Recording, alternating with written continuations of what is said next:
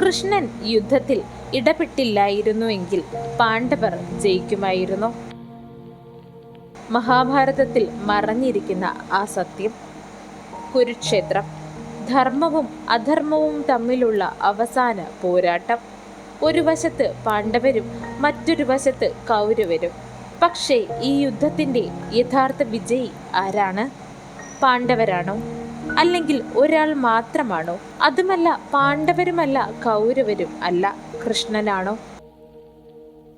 ഇന്നത്തെ വീഡിയോയിൽ നമ്മൾ അന്വേഷിക്കുന്നത് അതാണ്. കൃഷ്ണൻ ഇല്ലായിരുന്നുവെങ്കിൽ പാണ്ഡവർ ജയിക്കുമായിരുന്നോ എന്ന്. യുദ്ധത്തിന്റെ യാഥാർത്ഥ്യം. കുരുക്ഷേത്ര യുദ്ധം ഒരു സാധാരണ യുദ്ധമല്ല. ഇത് ധർമ്മവും അധർമ്മവും തമ്മിലുള്ള യുദ്ധമാണ്. പാണ്ഡവരുടെ ശക്തി കേന്ദ്രങ്ങൾ അർജുനനും ഭീമനും യുധിഷ്ഠിരനും ആണ്.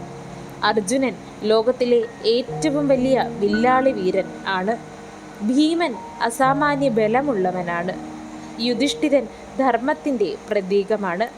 എന്നിരുന്നാലും അതുപോലെ തന്നെ ശക്തരായ പോരാളികൾ ഇപ്പുറത്തെ വശത്തും ഉണ്ടായിരുന്നു.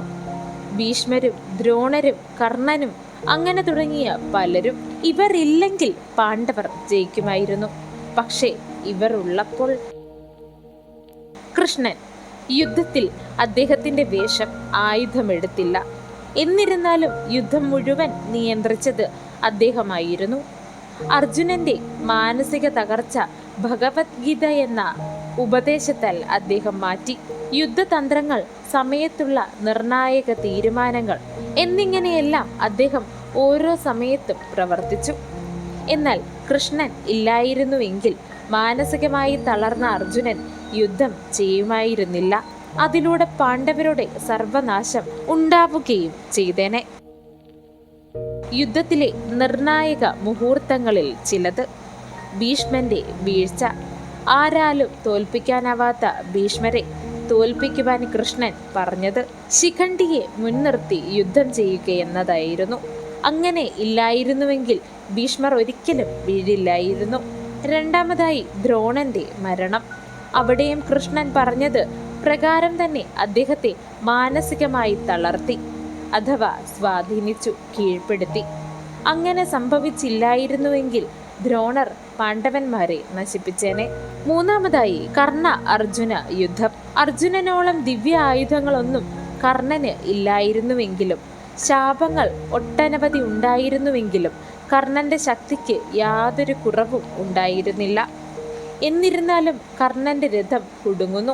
ആ നിമിഷം കൃഷ്ണൻ ഇപ്പോൾ ആക്രമിക്കൂ എന്ന് അർജുനനോട് ആഹ്വാനം ചെയ്യുന്നു. അങ്ങനെ പറഞ്ഞില്ലായിരുന്നുവെങ്കിൽ അർജുനൻ തോൽക്കാൻ സാധ്യത വളരെ കൂടുതലായിരുന്നു.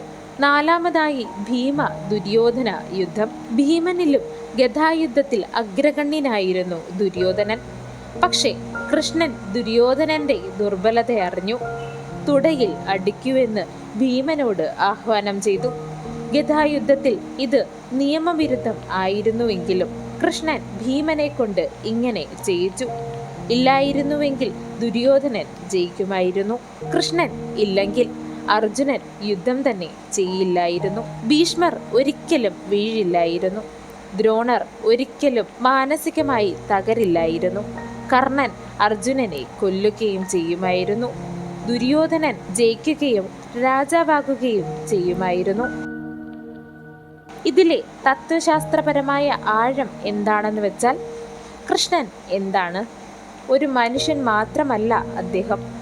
മഹാഭാരതം പറയുന്നത് ശക്തി മാത്രം ജയിച്ചാൽ പോരാ, ബുദ്ധിയും ധർമ്മവും കൂടിയാലേ വിജയമുണ്ടാകുകയുള്ളൂ എന്ന്. കുരുക്ഷേത്ര യുദ്ധം നടന്നത് ഭൂമിയിലായിരുന്നുവെങ്കിലും വിജയം തീരുമാനിച്ചത് രഥസാരഥി ആയിരുന്നു. അതുകൊണ്ടാണ് ചോദ്യം, പാണ്ഡവർ ജയിച്ചത് കൃഷ്ണൻ ഉണ്ടായിരുന്നത് കൊണ്ടോ, അല്ലെങ്കിൽ കൃഷ്ണൻ ജയിപ്പിച്ചതോ? നിങ്ങൾ എന്താണ് കരുതുന്നത്? കൃഷ്ണൻ ഇല്ലെങ്കിൽ ആര് ജയിക്കുമായിരുന്നു?